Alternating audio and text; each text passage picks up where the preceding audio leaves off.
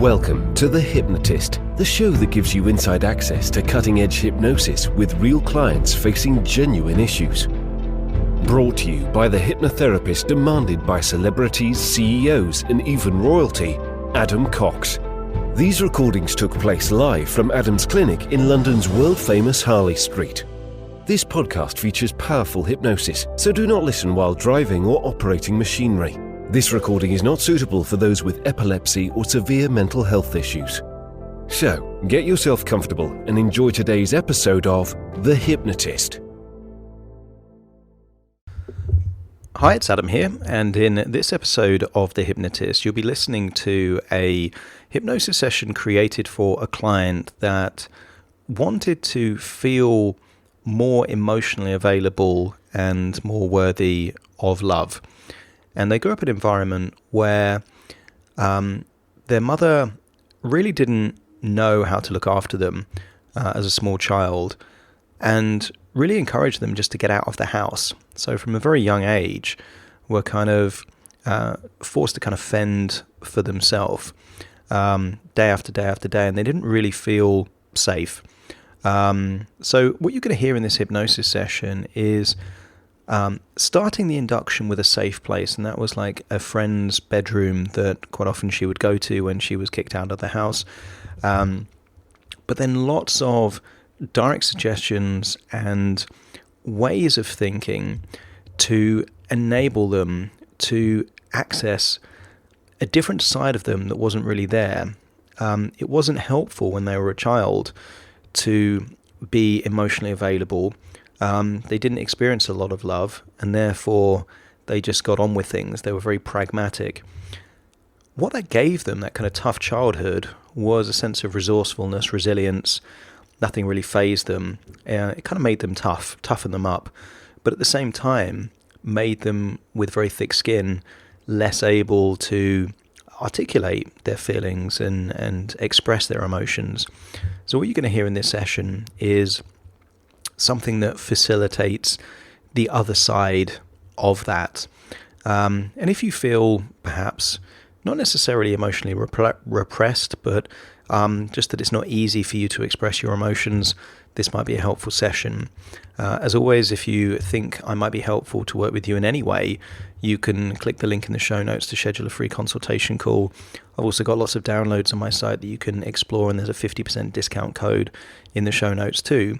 But for now, let's have a look and see if this hypnosis session is useful for you. Find a quiet place where you won't be disturbed, relax, and enjoy the session.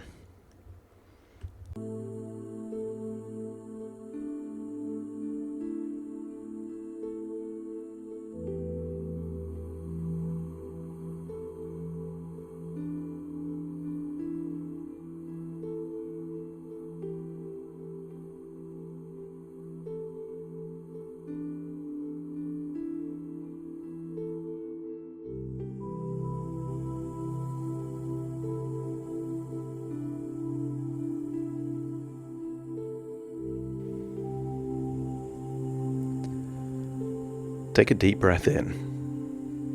As you breathe in a resourceful feeling of relaxation. And as you exhale, just allow your eyelids to close. Release any tension in your jaw. That's it. And as you fully exhale, just feel a sense of tension leaving your body.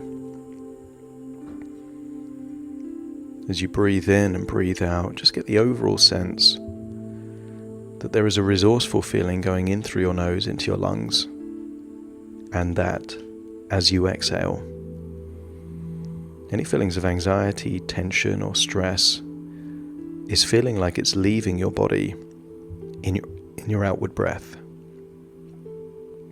That's right. I want you to scan your face for any clues of tension. That could be teeth or lips touching. Maybe it's a feeling that there's a facial expression that was there before but isn't needed now. So as you breathe in and breathe out, just allow yourself to let go. Allow yourself to release any tension. finding it easier to breathe in and easier to breathe out. That's it. Become aware of any sounds in your immediate environment, maybe a ticking clock, maybe traffic outside the window. As you breathe in and breathe out, notice that the more you focus on the sounds or sensations or even the temperature of where you are, the more difficult it is to pay attention to the sound of my voice, which does exactly what I need it to do. Because sometimes you'll be aware of my words and sometimes your mind will wander.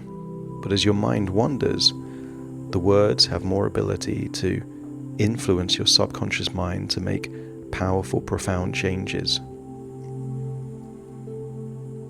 As you breathe in and breathe out, I want you to search your body for a feeling of pride.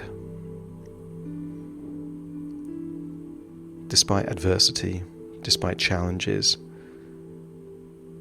despite not having your emotional needs met as a child, I want you to get an overwhelming feeling of you've done amazingly well given the challenges that you've overcome. Acceptance and acknowledgement is the foundation for powerful, profound change. It wasn't easy for you, but the fact that it wasn't easy makes everything that you've achieved all the more impressive. As you breathe in and breathe out, just let go of any shame of the past, any guilt from the past, and instead start to feel proud of what you've done, grateful for what you have, knowing that it could be very, very different. Throughout your life, there's been many paths that you could have gone down, some of which you did, but then you backtracked. But where you are right now could be very different if you would have made different choices and taken different paths. And therefore, as you breathe in and breathe out, you can acknowledge that you're already in a good place. And you have the ability to evolve even more towards the direction of becoming your very best self. I want you to feel the weight of your arms, hands. Just allow them to relax and loosen. That's it. And I want you to imagine there is a book of your life. But this book of your life is locked, like an old ancient book with a padlock. For a while now, your life has been a closed book, keeping a lot of those things that are vulnerable hidden.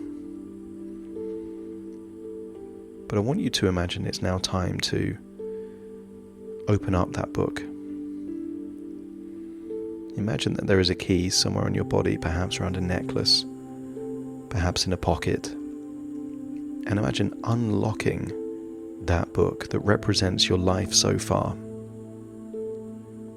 The closed book is now an open book. And I want you to imagine flicking through the pages, perhaps when you were just a small child, maybe 7 or 8 years old. And I want you to imagine there is a picture of a friend, perhaps in a bedroom of that friend's house. And maybe it's like a photo, or maybe it's like a drawn illustration, like a drawing. But when you get a sense of seeing that version of you in your childhood, perhaps playing or just relaxing in a friend's bedroom, just let me know by nodding your head. I want you to imagine stepping into the book. So you're now there in that bedroom. You're at your current age. And I want you to imagine for now, the bedroom is empty. The childlike version of you isn't there, but also your childhood friend isn't there either. I want you to imagine that You feel safe in this place. And because no one's around, I want you to imagine that you're just going to place yourself on that bed, head on the pillow. As I count down from 10 to 1, with each descending number, you will allow yourself to fully relax, drifting off into a sleep within a sleep, there on that bedroom that you remember from your childhood. Feel like it would feel if you were resting on that bed. And maybe you can remember certain things from that room. Posters perhaps on the wall, the colours of the carpet or the surroundings. Just remember what you can remember and start to feel relaxed on that bed. As you breathe in and breathe out, just feel like you can release the tension around your eyes. Release the tension around the jaw, the neck, the shoulders. As I start to count downwards from 10 to 1. 10. Releasing any tension in and around the eyes. That's it. Just let that go now. 9. Releasing any tension in the forehead, around the temple, the top of the head. Breathing in that resourceful feeling of relaxation and just letting go of that tension now. 8. Focusing now on the muscles around your mouth, your jaw, all the way up to your ears. And feel how good it feels just to release that tension. And allow that feeling now, 7, to relax around the back of your neck, the shoulders. Starting to imagine that your head is just hovering there over your neck and your shoulders, resting gently on that pillow. As 6, that feeling of relaxation now goes all the way down your arms. Your arms feel so limp, loose, and heavy, like the limbs of a puppet without any strings. That's it. And then 5, as you breathe in, even your internal organs start to relax. Lungs, heart, stomach, all relax now. That's it. Deeper and deeper relaxed. 4, your gut starts to relax. The home of anxiety, you can release that anxiety now. 3, going down into your legs. Legs feel limp, loose, heavy, just like the arms. 2, and then 1, just feeling like all the way down from your toes, all the way up to your head, just feels so relaxed there on that bed. And imagine what it would feel like to feel so relaxed. I want you to imagine that you're drifting off into a dream and that you're now standing in that same room. There's a version of you fast asleep on the bed. And I want you to imagine that that childhood version of you comes into the room. They're not expecting to see an adult there. But I want you to reassure this child, perhaps just 7 or 8 years old, that you are someone that cares. Maybe you can position yourself as a long-lost auntie. Share with them enough about their life to build that trust, so they feel safe in your presence. And when they feel that they can trust you, they can open up to you. Let me know by nodding your head. And I want you to share some experiences that only you would know. Some of the things that maybe happened all the way up to that point. And I want you to share that with that little girl. To tell them that you know difficult things happened. You've been criticized a lot. There's not really been anyone for you to talk to. Maybe you can empathize with that child and say, you know what it feels like to feel like you're not wanted, that you don't have a place to feel safe. But I want you to tell this little girl that what happened throughout their childhood was not their fault.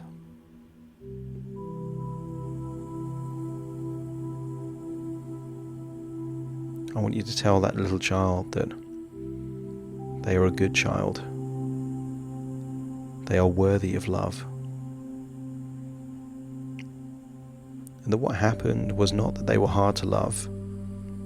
It's that they needed love and didn't get it. And I want you to ask this child if it's okay for you to give that child what they've needed all along. And if the child agrees, let me know by nodding your head. I want you to give that little child a hug and to tell them all the things you wanted to hear when you were that age. That you were worthy, important, that you matter.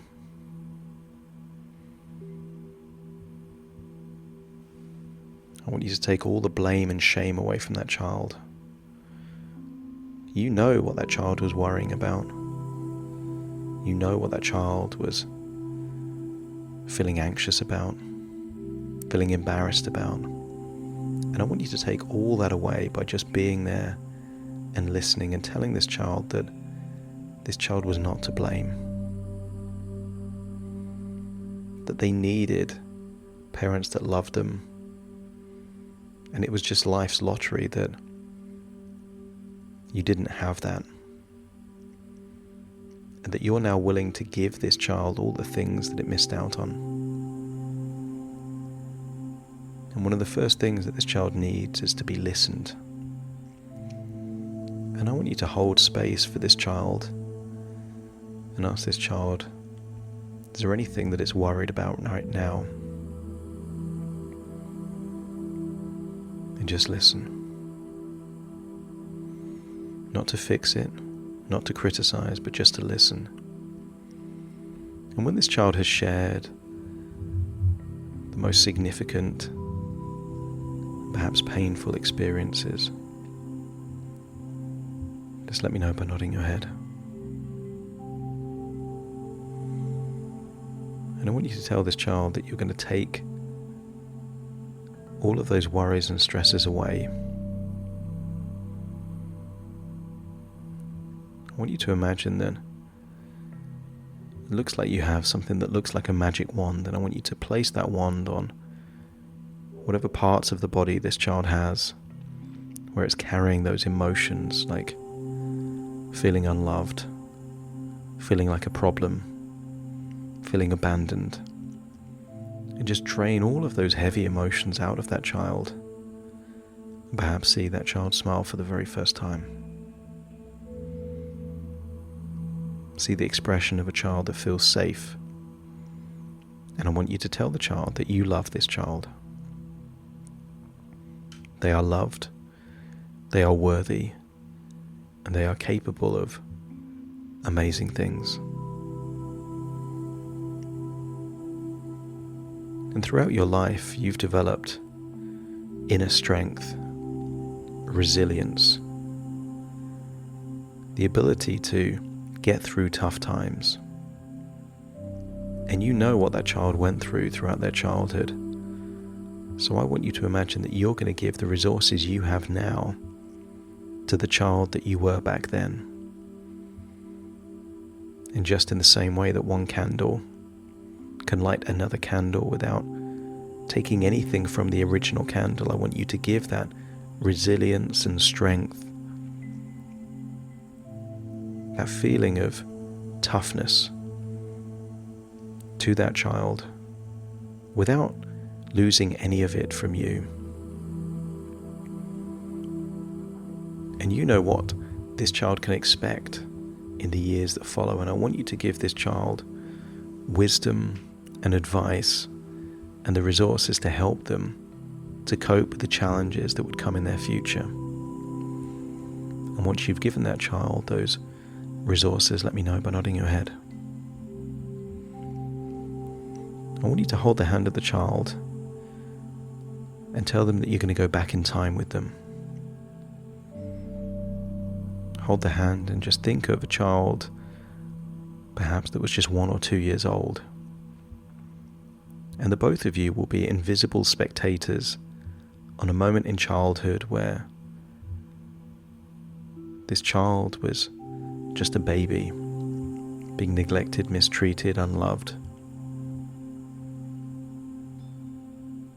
And as you observe that, you realize that it was never the case that you were hard to love. It was the case that you just didn't receive the love that you needed. But because you weren't getting the love, you became a rough diamond. You became a thorny rose because you couldn't be sure if you were going to get affection and love and attention. You created this prickly exterior to keep people away. And in doing so, it meant that you could keep yourself safe. And that created this idea that you were hard to love. But I want you to accept a new idea. You weren't this thorny rose. You were a flower that wasn't being watered and didn't get enough sunshine. And if you and the younger version of you accept that new belief to be true, you were just a flower in need of sunshine and water. Let me know by nodding your head. I want you to go through time at the key moments through your childhood and find more and more evidence that this is true. That when you needed someone to listen, they weren't there. When you needed a safe place, it wasn't available. And as you gather more and more evidence, you realize that the old belief cannot possibly be true. How can a baby be hard to love? How can a 3-year-old be hard to love? The responsibility is not on a child or a baby to be easy to love. It is on the parents to offer unconditional love. And as you accept this new belief to be true, I want you to return to that bedroom with that little girl. And you can see already that she's stronger, more confident, feeling safe. And I want you to see a young child that is blossoming into a beautiful flower. Not the thorny rose, not the uncut diamond. And in doing so, I want you to go through the future and realize that sometimes people that are emotionally unavailable can be like a harbour that is closed. That in the stormy weather, when you need that harbour the most, it's not available to the ships. But I want you to follow that future of that little girl where you see that because she made the evaluation that she wasn't hard to love, she was just lacking love. She then does the things that enable people to come into her harbour. What it takes to be easy to love is empathy, intention, understanding, but also vulnerability. I want you to accept the idea that because of your childhood, vulnerability was a weakness. But actually, vulnerability is a strength. It requires strength to be a harbour and to let the ships in, not knowing what is on those ships. It takes vulnerability to be open to difficult conversations, not knowing if things are going to go the way you want them to go. It takes vulnerability to empathize that people have different fears and weaknesses. They don't need to live to your standards and you don't need to live to theirs. And I want you to imagine seeing that closed book become an open book. See that harbour open to ships in the storm. That you are now a source of strength to those people that needed it. you will be the person that your younger self needed when she was a child. And if you accept that to be true, let me know by nodding your head.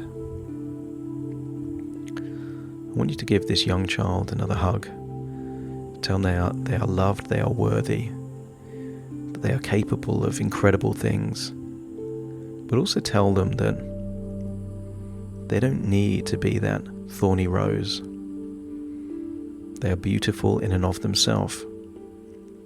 They don't need to be that rough diamond. They are already perfect.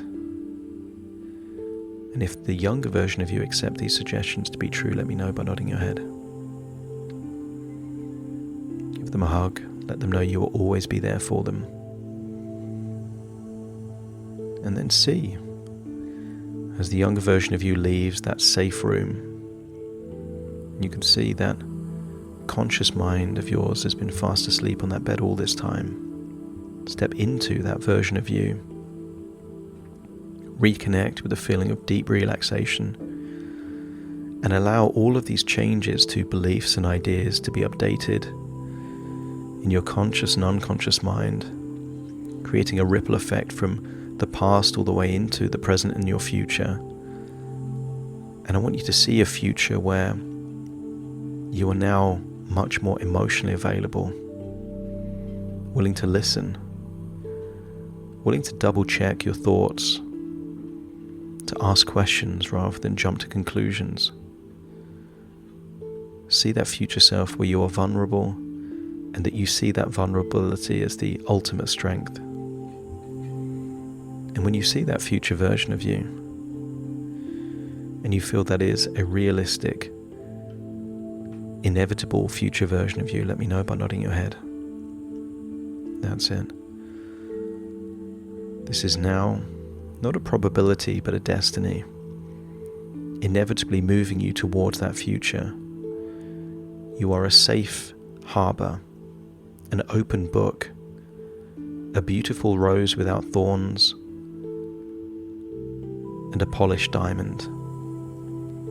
And as you accept that to be true, I want you to return to the present as you take a deep breath in through your nose and out through your nose. Wiggle your fingers, wiggle your toes, as I now count from 1 to 10 to awaken you. Starting to count. 1, 2, 3, waking up. 4, 5, 6, more alert. 7, 8, open your eyes, open your eyes. 9, 10, wide awake, wide awake, wide awake.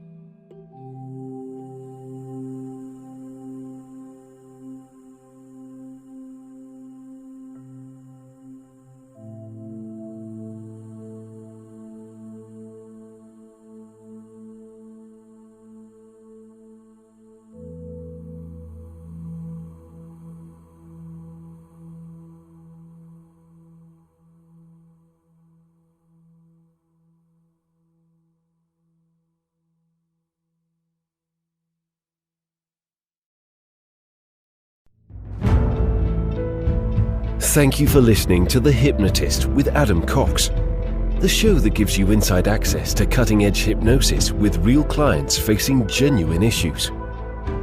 To automatically receive the latest episodes, please subscribe. If you'd like to support the show, please share this episode with just one friend you think it could help.